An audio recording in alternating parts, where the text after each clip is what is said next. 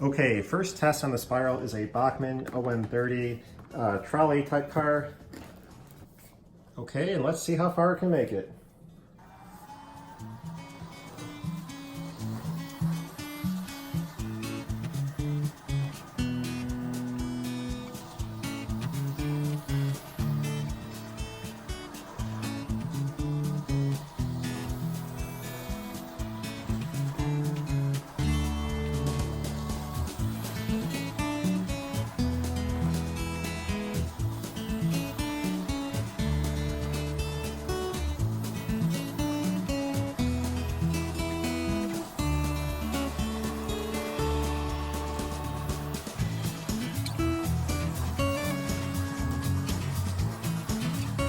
Beautiful. Oh, almost to the middle. I did not expect that at all.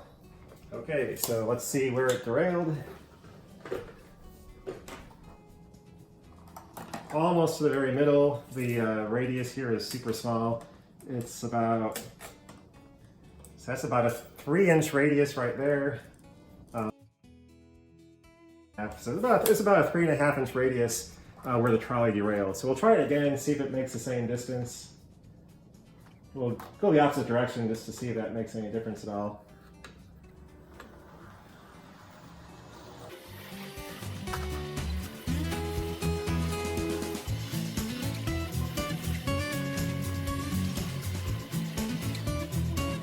Up the speed here to see if that makes a difference.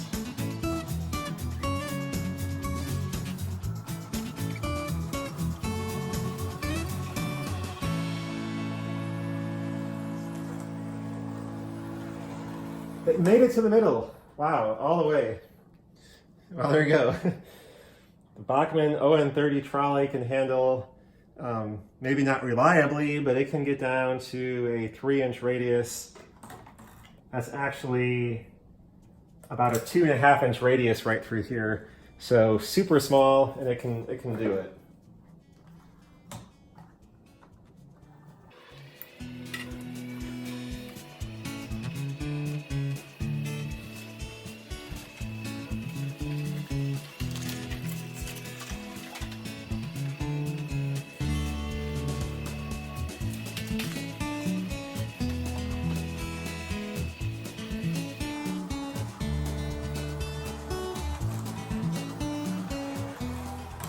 And again, makes it to the very, very middle. So very, very impressive. Almost no limit on the radius to these ON30 trolleys, apparently. So, but yeah, you stick to like a 5 or 6-inch radius, and you're probably going to be pretty safe with this trolley. So let's try a different one. So another trolley, but this time we have an HO scale one. And let's see what happens.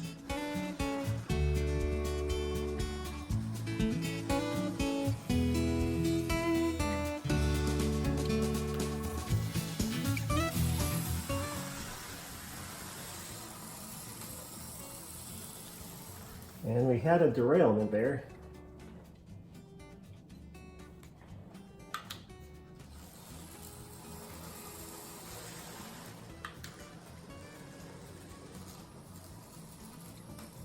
Same spot. A little bit sharper curve right there. We'll just try to go a little bit farther.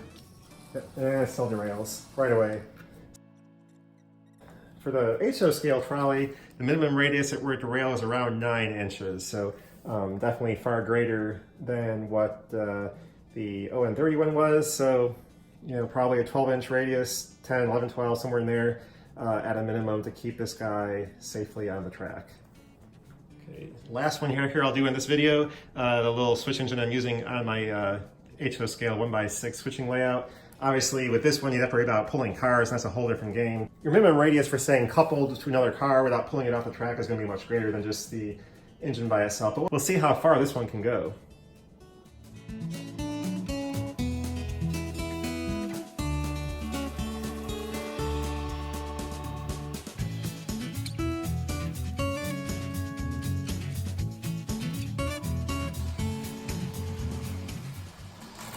Well, there you go. Surprisingly, it made it a lot farther than the trolley. Okay, so with this HO trolley here, the issue here is that this truck does not turn at all. And then this one can, but it's limited. And so that's really the key. Possibly with scraping off some of the plastic or something like that, you might be able to get this guy on a smaller radius. But this guy's surprisingly little. So 8-inch radius curve there, pretty impressive. But let's try coupling a 40-foot boxcar on here, and we'll see how far we can make it with that.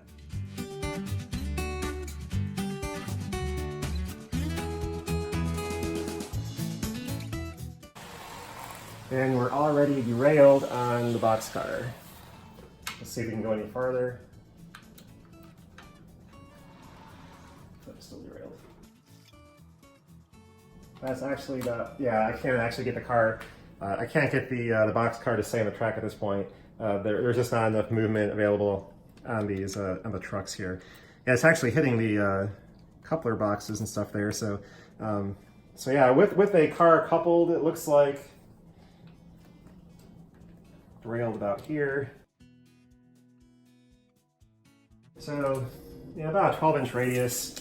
So a 12-inch radius with a car at the very minimum, 8 inches without a car coupled. So 15-inch radius curves on a switching layout, certainly very doable with 40-foot cars and a small switch engine like that.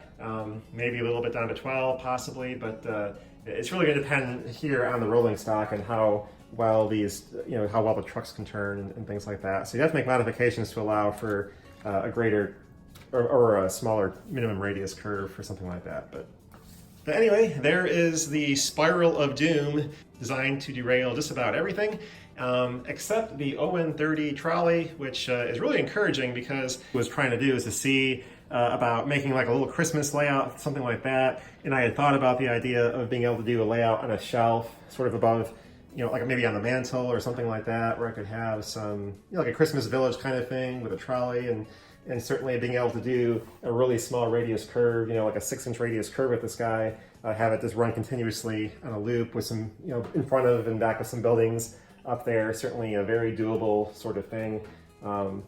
So I might be working on trying to build something like that for this upcoming Christmas season.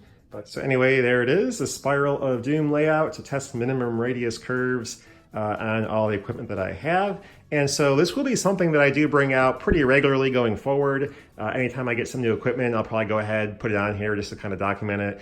Eventually I might get a little bit more scientific and data oriented on it, do more tests, multiple tests and that kind of thing, and then document all of that, have some type of spreadsheet available down the road eventually. But probably not going to get around to that anytime real soon, but certainly as I collect more data, certainly I do want to document all of that, make it available, probably put it either on the website or something like that, and so people can go ahead and grab that, maybe get some idea, at least for the things that I have, what type of minimum radius curve it can take. So anyway, thanks for joining me on this crazy little project to build a test layout for testing minimum radius curves. Certainly it's a lot of fun to watch something go around in a spiral like that. So to summarize here, I used 21 pieces of, well, actually more than that, 21 and a half pieces of flex track on this little layout build. So that's going to be about 64-ish or so feet of track on a 3-foot diameter layout, actually a little bit less than 3 feet. So a lot of track. It's a pretty long mainline run for a layout this small. So anyway, certainly kind of fun to watch things spiral around through there. So anyway, that's all for now, and thanks for watching. Bye.